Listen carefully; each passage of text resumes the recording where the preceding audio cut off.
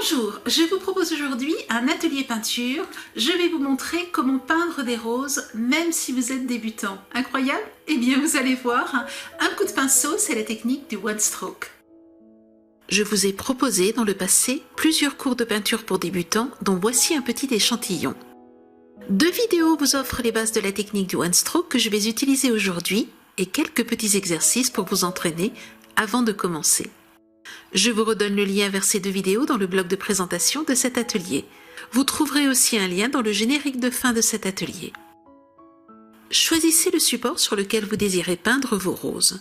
Je vais ici utiliser un cadre miroir. Vous trouverez bien d'autres supports dans notre boutique tels que d'autres miroirs, des boîtes de mouchoirs, des horloges, plateaux, etc. Je commence par peindre mon support. Ici, j'ai fait un mélange de bleu marine et de gris clair de la marque Folkar. C'est, me semble-t-il, la meilleure marque de peinture pour cette technique car il faut absolument utiliser une peinture très crémeuse. Je vous conseille ensuite de vernir votre support avec un vernis en spray brillant ou mat, selon vos goûts. Cela vous permettra de facilement nettoyer votre peinture si jamais vous vous trompez. Vous pourrez alors facilement effacer et recommencer sans aucun stress. J'imagine ensuite la position des roses en découpant des ronds de la taille des fleurs. Je vous propose un patron qui sera exactement ce modèle. N'hésitez pas à nous le demander lorsque vous passerez commande. Nous serons ravis de vous l'offrir et de vous l'envoyer par mail. Je commence par peindre les feuilles et pour cela je mouille mon pinceau puis décharge bien l'eau sur un papier absorbant. Le pinceau doit être humide mais surtout pas trop mouillé. J'utilise du vert foncé, du vert clair et un peu de jaune. La technique consiste à piquer un côté du pinceau plat dans une couleur, puis l'autre dans une autre couleur, et ensuite de lisser le pinceau sur une surface plate. Je repique dans les couleurs plusieurs fois et vous le voyez, on obtient petit à petit un dégradé de couleurs. J'écrase le pinceau, puis le redresse comme ceci. Pour les grandes feuilles, j'ai utilisé un pinceau plat et souple numéro 24. Je peins maintenant les petites feuilles avec un pinceau plat et souple numéro 12. Je procède exactement de la même manière. Je veille toujours à avoir le vert foncé vers le bas de manière à donner l'effet d'une ombre vers le bas et de lumière vers le haut. J'enlève les ronds en papier, mais prends une photo pour me souvenir de l'emplacement des éléments. La première rose aura un cœur qui pointe dans ce sens.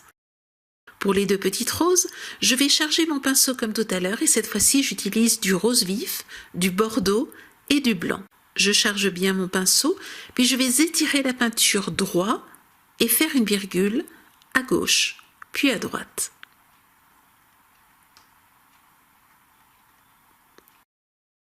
Je refais le même geste un peu plus bas. Droit, une première virgule, une deuxième virgule. Et je recommence une 3e fois, toujours en décalant mes gestes vers le bas. Une astuce qui vous aidera, utilisez votre petit doigt comme point d'appui. Cela permet de mieux gérer les gestes du pinceau. Rajoutez 2 autres virgules de part et d'autre du cœur de la rose. Puis encore une virgule sous les précédentes. Faites un grand pétale en bas.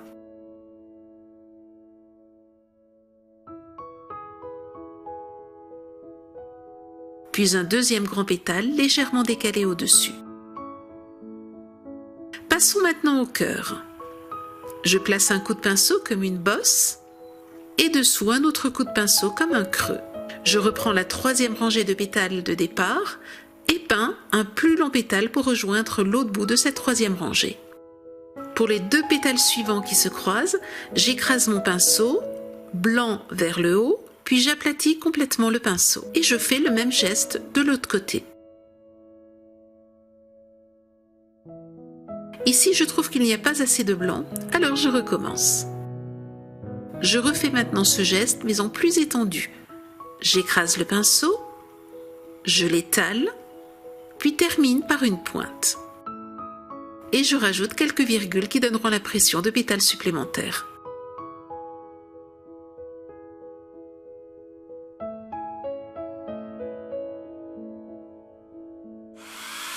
Je sèche bien ma création avant de passer aux autres roses.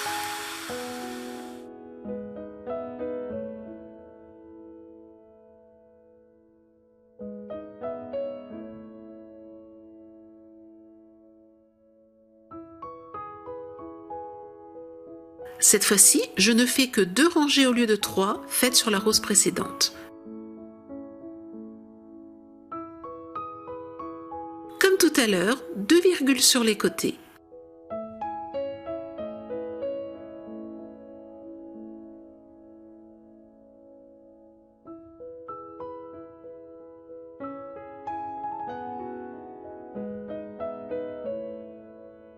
Deux pétales en bas.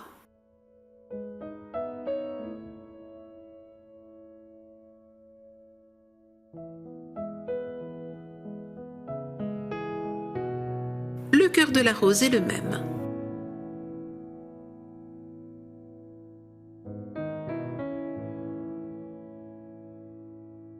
Deuxième pétale dans le cœur. Je le refais en rajoutant plus de blanc. 2 pétales croisés.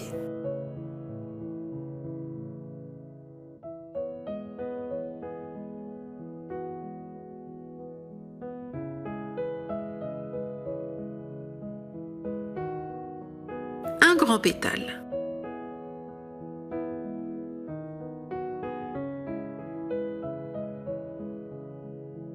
Et quelques virgules pour ajouter des pétales et éventuellement boucher les trous.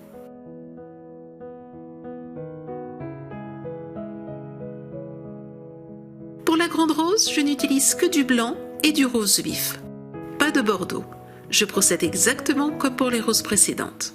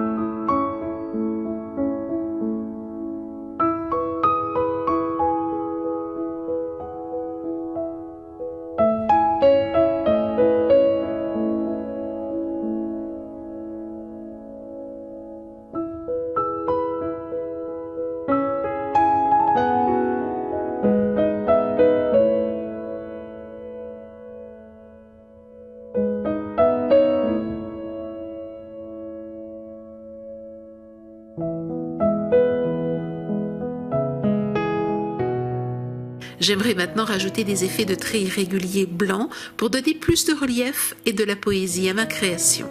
J'utilise ici un pinceau fin ou un pinceau liner et liquéfie ma peinture blanche avec de l'eau avant de charger mon pinceau. Je trace ensuite le cœur des feuilles. On peut aussi accentuer le blanc sur le contour de certains pétales. Cela apportera davantage de relief. Je marque ensuite les contours des feuilles sans chercher à faire des traits réguliers. Bien au contraire, j'apporte un peu de folie à ces feuillages réguliers et identiques. Je reprends ma photo de départ pour me souvenir de l'emplacement des boutons de rose et je choisis maintenant soit de placer au même endroit, soit de modifier leur emplacement en fonction de ce qui a déjà été fait. Une bosse, un creux, une virgule de chaque côté et une virgule dessous. Je rajoute la tige du bouton tout d'abord en vert, puis en blanc.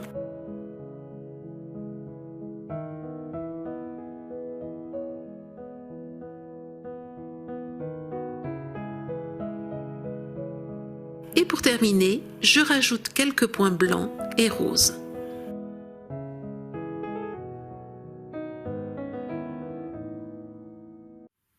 Vous avez aimé cet atelier? Alors vous aurez plaisir à retrouver tous les produits dans notre boutique. Je vous souhaite une très belle semaine créative et je vous dis à la semaine prochaine. Au revoir.